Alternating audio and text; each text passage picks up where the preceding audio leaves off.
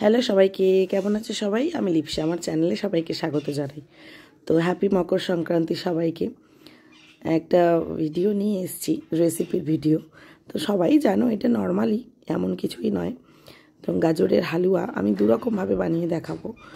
তো দুধ দিয়ে তো তোমরা সবাই বানাও, আমি একটু অন্যরকমভাবে একটা দেখাবো, যেটা তোমরা সবাই মোটামুটি ফ্রিজ ছাড়াও নর্মাল কন্টেনারে, প্লাস্টিক বা যে কোনো স্টিলের কন্টেনারে 1 সপ্তাহ পর্যন্ত রাখতে পারবে, তবে এইরকম ঠান্ডায়। তো দুটো একসঙ্গেই দেখাবো, তোমরা বুঝতেও পারবে। একদিকে আমি দুধেরটা যেটা বানাবো সেটা গরম করতে দিয়েছি দুধ, আর অন্যদিকে প্রেশার কুকারের মধ্যে একটু ঘি নিয়ে নিয়েছি। দুটোই বেশ ইন্টারেস্টিং।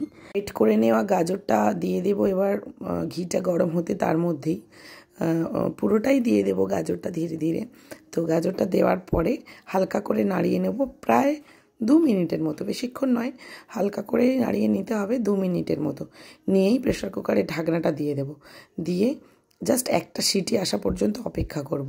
তো আমার যেহেতু অনেকটা গাজর ছিল, তো আমি একবার নাড়িয়ে নিই, আরেকবার পুরোটা তারপর দ্বিতীয়বার দিয়ে দিয়েছি।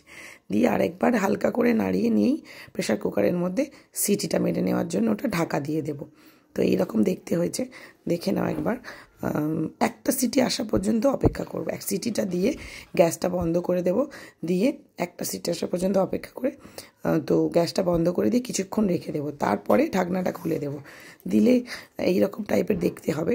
তো এটা এবারে ধীরে ধীরে, মানে একদম সিম করে রেখে আঁচটা, তো ধীরে ধীরে ধীরে ধীরে এইরকম জল বেরিয়ে আসবে, ধীরে ধীরে ধীরে ধীরে নাড়াতে হবে। তো একদম ধিমি আঁচে এটা করতে হবে, বেশ কিছুক্ষণ সময় লাগে কিন্তু।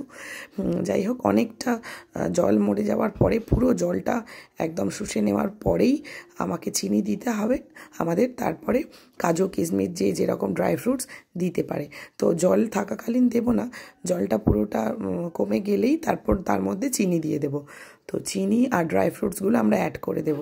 তো এদিকে যেটা দুধ ফুটছিল, দুধের গাজরের হালুয়া যেটা করব, ওটাও তো একসঙ্গে করছিলাম, সেটাও একটু তোমাদের দেখাবো।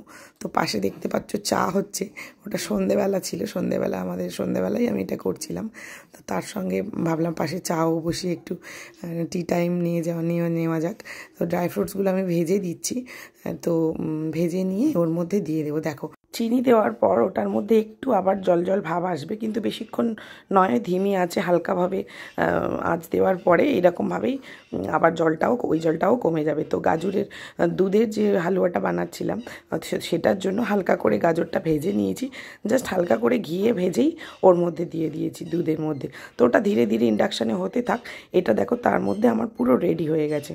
তো আমি এইরকম টিফিন বক্সের মধ্যে করে নিয়ে অনেক দিন, আসলে অ্যাকচুয়ালি 1 সপ্তাহ মতো রেখে দিই। তো যেটুকু প্রেশার কুকারে ছিল, আমার বর এসে খেতে শুরু করেছে, বলে বা একটু চেখে দেখি অন্তত কেমন লাগছে। তো দেখতেই পাচ্ছ ওর রিয়াকশান, এত সুন্দর লাগছে যে আমার হাত নিয়েই বলছে যে না, তোমার হাতে জাদু আছে, আহা কী দারুণ। তো যাই হোক, এভাবে বানিয়ে দেখো তোমরা, বেশ ভালো লাগবে। দুধেরটাও তো বানাও সবাই, এটা এইভাবে একটু বানিয়ে দেখো। তো থ্যাংক ইউ সবাইকে, ভালো থেকো সবাই।